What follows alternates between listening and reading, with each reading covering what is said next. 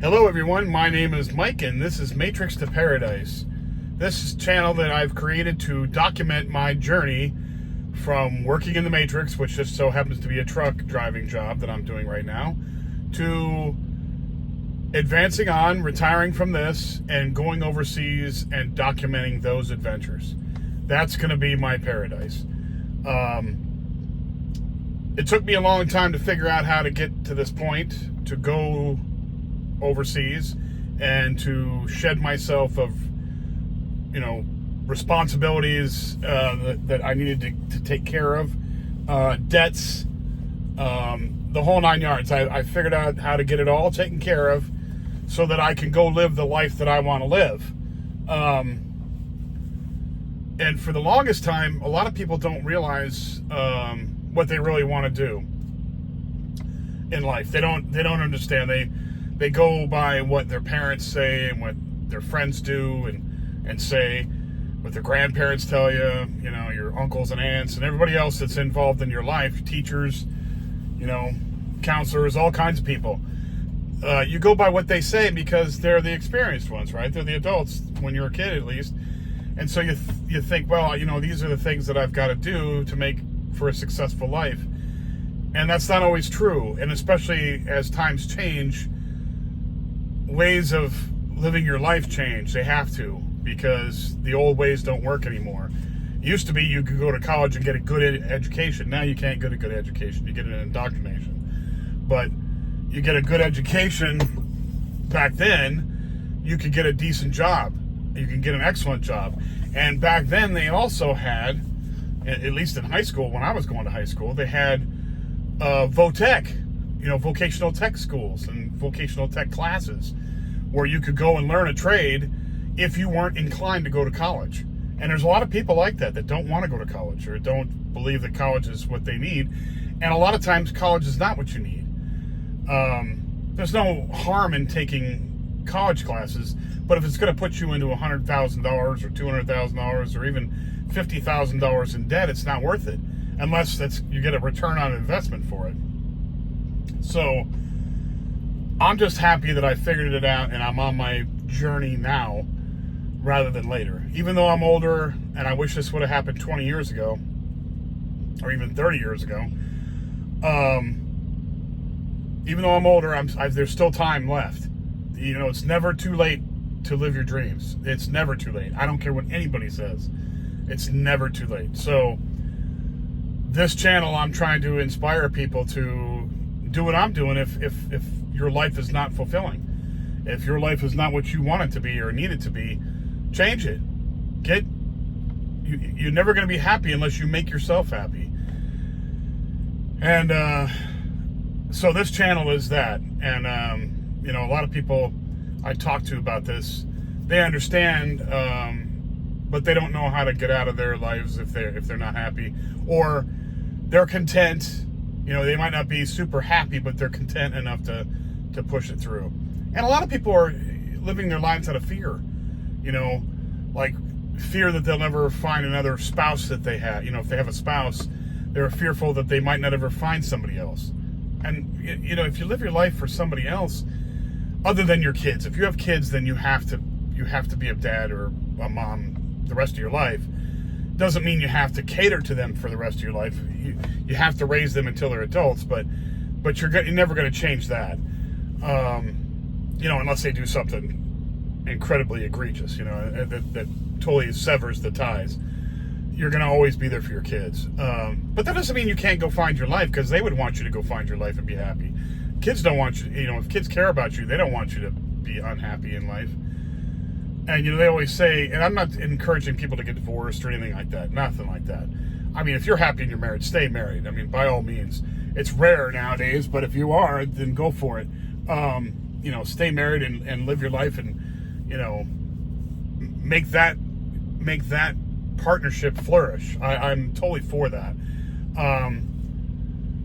And if you are married and you feel like you need a spark in life, don't go out and cheat or just take off and, blow the coop and get out of there. Do the things the right way. Talk to your spouse and get it, work it out with them. Maybe they they're looking at the same change you are. They just didn't have the guts to talk to you about it yet, you know. And maybe you two both could figure something out together, you know. There's always a way, and you know, and if you really care about somebody and you're in a relationship, try and make it work. I mean, don't just blow it off. But if you're not in love with them anymore, or you're just going through the motions because of the kids, or because you don't know how to survive after, you know, that's no excuse to not be happy. It's just not. I mean, it's a waste of your life, and life is too short to be unhappy in life. It really is. And there's no reason that you can't be happy. But you know, this is what this channel is about. It's my coming to terms with my life and deciding, you know what, I've only got a few years left, you know, according to the human biological clock. You know, I'm already 56 years old. I'm not completely elderly yet, but I mean, in another 20 years, I'm going to be 76. That's, you know, that's old. Now, what kind of shape I'm in at that time, it depends on how I treat myself between now and then, which I plan on treating myself damn good, but you can never tell what kind of health you're going to be in at 76 years old. I mean, you know, you never know. And then 10 years after that, so you're talking 30 years from now, I'm 86. You know, am I going to be doing, you know, powerlifting 300 pounds and, you know, in the bench press and doing that at 86? No. God, no, I don't think so. I mean, you know, you're just not going to be able to do the same stuff you can when you're younger. It's just not going to happen. At 86 years old, you know, it's going to be kind of hard to, you know, to do any kind of, you know, your body's going to be less than what it is now when I'm 56. So at best, I've got, 20-some years left to enjoy my life. And that's not a bad amount of time. I mean, 20 years is not a bad amount of time. So I'm going to get there and do it. And I'm going to make sure that I have a good time in those last 20 years or last 30 years, whatever they are. And I'm going to do what I have to do. And live a good life. And try and advise others to live a good life. And be as good as I can to other people, but also be excellent to myself, like Bill and Ted would say. But, and all you old people would understand what I mean by that. But like I say, life is too short. Life is way too short to not be happy. And I think that's what this channel is all about, is trying to make yourself happy. Figuring out what does make you happy. Trying to figure out a way to make money doing it so that you can extend the time to go be doing that. You know, go do that and make yourself happy. Instead of working in jobs that you don't really want to do, or that are, you know, that are droning away your life. You know, I mean, honestly, I spend 24 hours a day in this truck. You know, other than the times I get out to go into the truck stops or hook up to trailers and so forth. And 24/7 for a few years. But this is going to get me to where I need to go, so that's why I'm sacrificing right now. But this is time that, you know, if I would have just done this 20 years ago, I could have had the money saved up and been gone. You know, I could have saved up 3 times as much money and been gone, you know. So,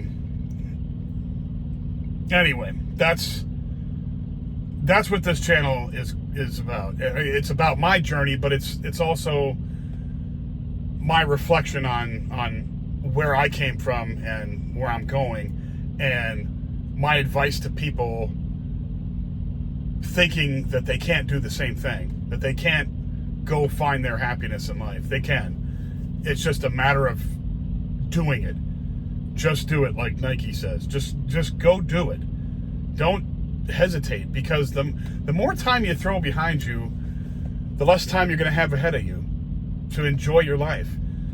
Every minute spent sad, fearful, or angry is time wasted that you could have been happy. It's the truth. It's just, I mean, it's a profound truth, and I wish that I would have had this wisdom and knowledge before. before I started getting into my 50s. I wish I'd have done this when I was 30. I just didn't know how then. When I was 30, it's, 26 years ago. So you're talking, late 1990s. We didn't even have the internet like we do now. There was, internet was in its infancy. We didn't have cell phones 26 years ago, 25 years ago. So, the only phones you had that were mobile back then were those big brick phones. And, nobody had those because they cost a fortune. But, I just didn't know how to at that time. And if I would have known, or if I was able to think outside the box back then, it would have been a different story, but it's not. But I don't regret it. I'm fine where I'm at right now, and I'm glad that I have the time left, doing the assessment. I have the time left, the energy left, and the willpower and drive to go do this and have a good time. And traveling around and documenting my journeys overseas just happens to be my dream thing. I mean, yours could be anything. I mean, anything that you desire to do, any place that makes you happy. If you feel like, going back to school and getting or learning how to play guitar, or learning how to play piano, or you want to learn how to drive a semi-tractor trailer, or you want to go and learn how to be a pilot, there's no stopping you. There's nothing to stop you except yourself, And I just had this conversation with somebody yesterday. I was talking to a truck driver, and I was talking to them. I said, anybody who lives in this, okay, so I'm in the United States, but anybody who lives in the West, basically, lives in the United States, Canada, Europe, Australia, and they complain that they live in a crappy, they're full of it. They're idiots. People that are crying and whining about their opportunities or about their life in these countries, other than being expensive as hell, that's one thing that's bad. But other than that, we are living in the lap of luxury here. I've been around the world. I've been a lot of places. Not around the world, but I've been in a lot of places. And I've seen poverty. I mean, true poverty, where people have nothing. I'm talking nothing. They don't have shoes on their feet. And those people are happy, smiling, living their lives, not complaining about a damn thing. Happy to eat rice and fish heads. And it's like, and you have spoiled brats here of all ages, not just kids, of all ages, who are living in the lap of luxury compared to overseas. They have a place, a roof over their head, they have air conditioning, they have food, they have clothes on their backs, they have opportunities to go do whatever they want to go do, and they're still crying and whining that their life sucks. It just makes you want to beat them. Because if you've ever been overseas and seen some stuff, you know what poverty is. There is some poverty around the world if you've ever been to a third world country. And it's not pretty. But it's so funny how those people aren't nearly as choked up about it as we are, about their poverty. It's the truth. They're living their lives how they want to live it. Now, I'm not saying it's the way I'd want to live my life, obviously not, because I'm spoiled from the West, and I'm willing to admit that. But I would live, if I had to, I have lived lesser than, not way lesser than, but I have.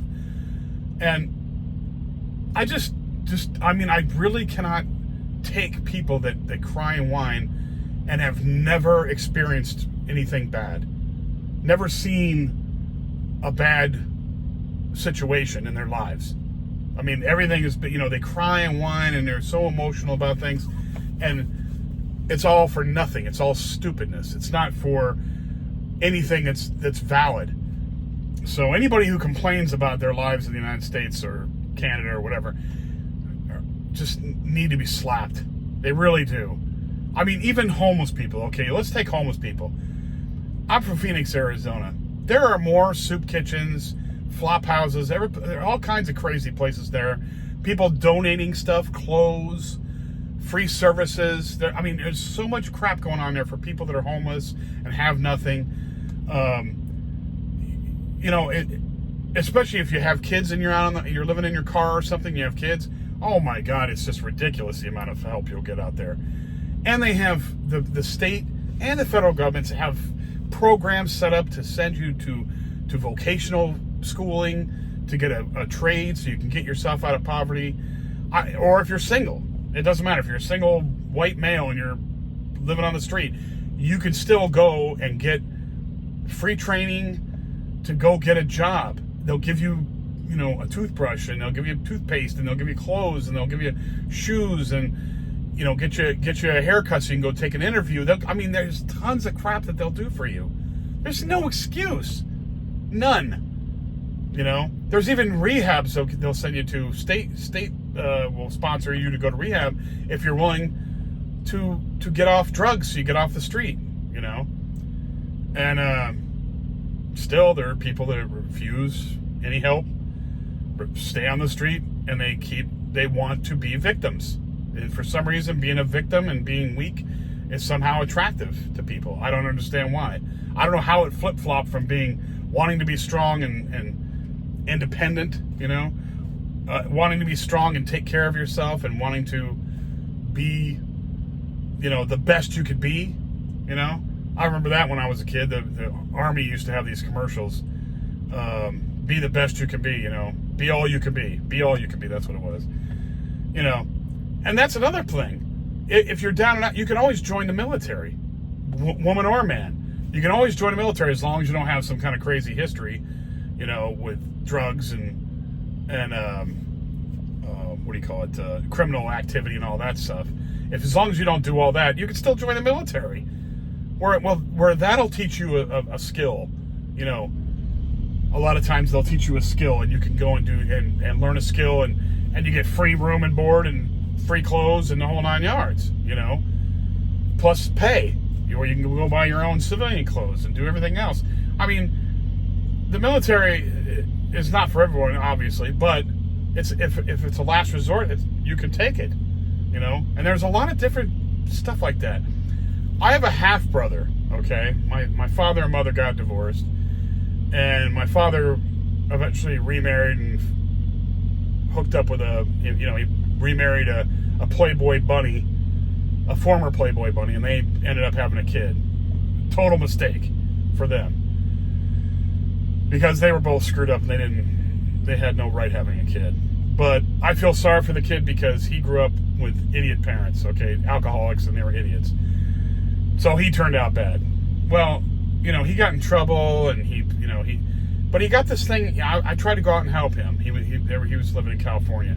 Yeah, my father and his mother and my father and his mother are dead now. They both died of cancers. And because of the lives they lived, they died really early, in their 60s. Early 60s. So my half brother, he just would not listen. He had no drive in him whatsoever. And he kept telling me, I can't get a job because I've been in jail. And I'm a felon.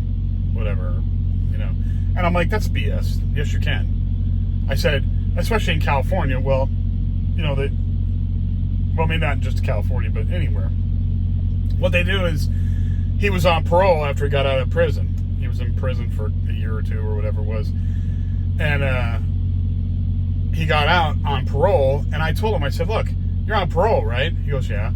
I go, you go down to your parole board office, and they have a board there with all kinds of people that hire convicts. Okay, tons.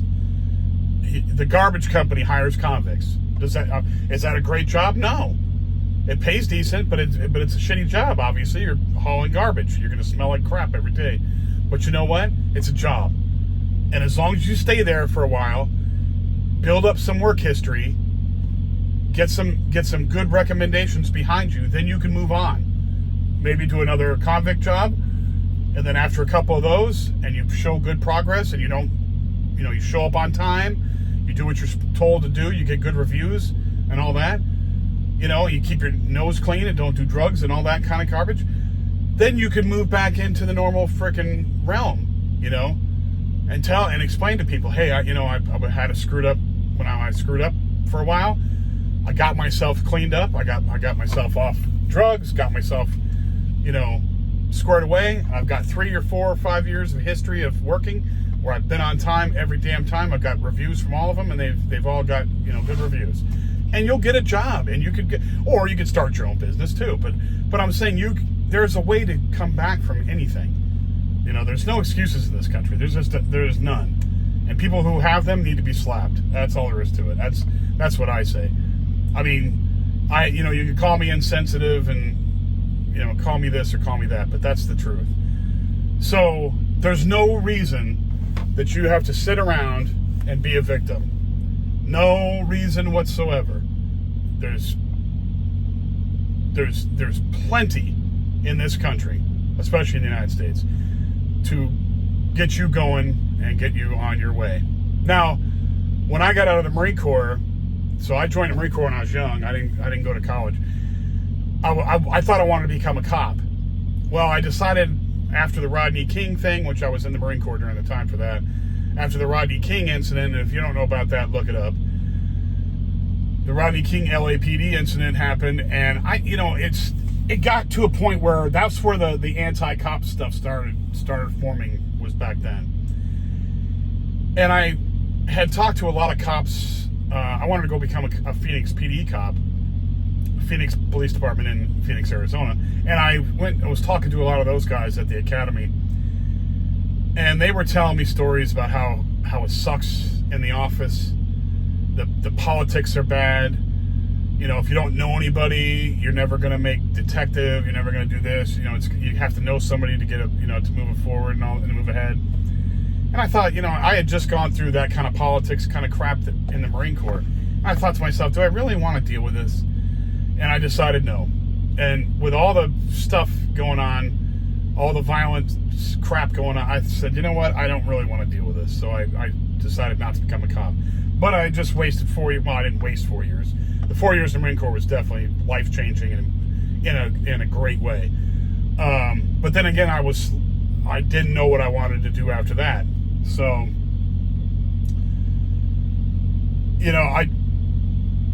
I decided, after that, I didn't know what I wanted to do in life. So I kind of just messed around for a while until I finally figured out later on in life what I really wanted to do. And the only reason I after that, I went out and I was being a bartender, a waiter, working at auto parts stores, doing stuff like that, living with my mom for a while.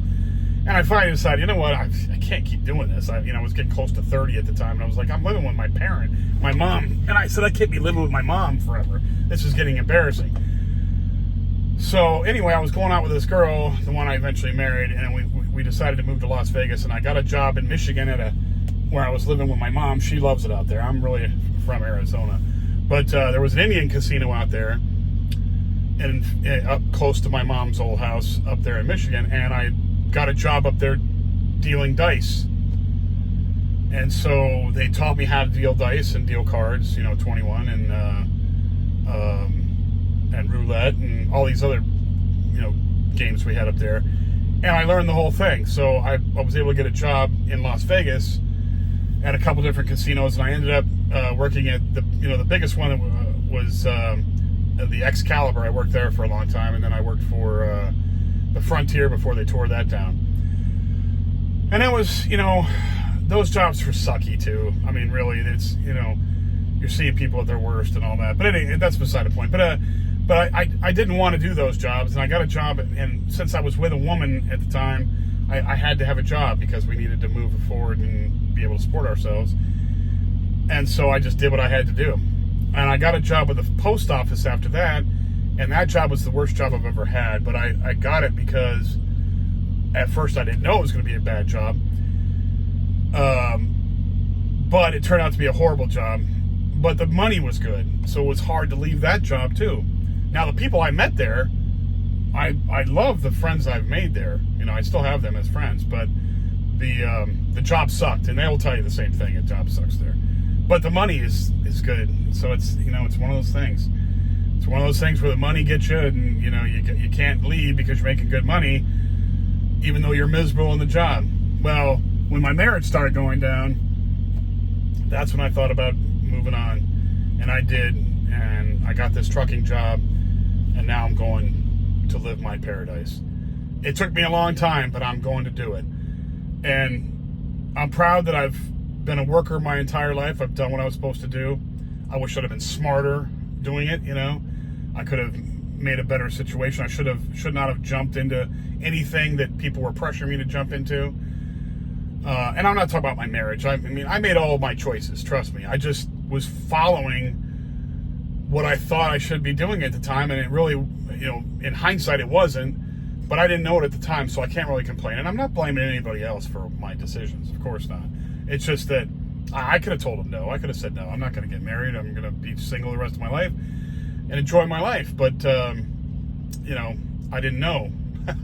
You know, when you're young, you think life's going to last forever, but it doesn't. It goes fast. It goes really fast. I wish I could, you know, any young person I talk to, they don't realize what I realize and what people my age realize, how fast this goes, how fast your life goes from 20 to 50. And you're like, phew, wow, that it just flew by, and you're like sitting there still with your 20-year-old brain in your head thinking, you know, what the hell happened? Why am I here at 50 now? 50's old as hell, you know? Why am I here? What happened to 25? What happened to 35? What happened to 45? Gone in a flash. And, you know, they start stacking behind each other, and then the years go faster and faster by. So you got to get yourself squared away quickly. Anyhow, I've done enough rambling on this. It's getting long now, and I don't want to be too long on this, and you guys probably don't want to listen to me ramble on it forever. So if you like the videos, please hit the like button and subscribe, please. It really helps out for the algorithm. If you know anybody who likes subjects in trucking or inspiration to leave the matrix or travel